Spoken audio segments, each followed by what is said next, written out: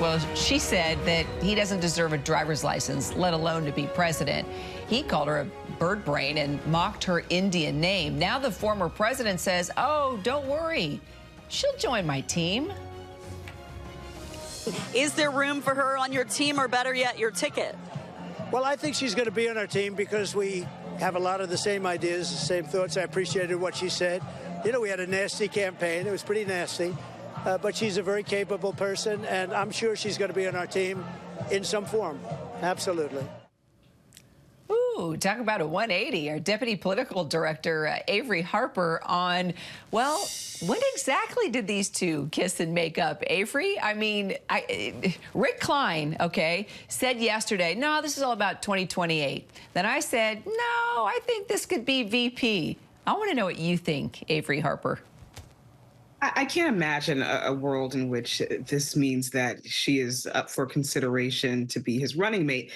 You know, he referred to her as being on his team in some form. I think he may have been referring to, you know, her supporting him in some way, shape, or form. But we're still waiting for clarification from the Trump team on that.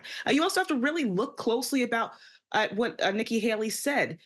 This was not some grand declaration of her endorsement of former President Trump or a commitment to do what she could to ensure that he was elected.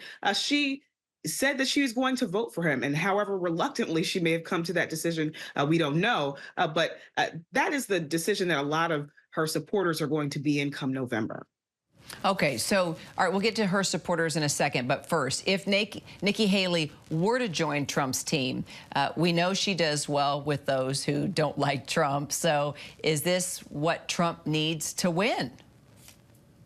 Well, again, like I said, I can't imagine a world in which she formally joins Trump's team, but I think that you have to remember that there is still a notable number of Republican primary voters who are still voting for Nikki Haley, even though she's been out of the race for quite some time. And that is a signal that her supporters are not sold on former President Trump. And so, yes, would he have something to gain from her formally coming out and doing what she could to urge her supporters to vote for him? Yes, but that remains to be seen.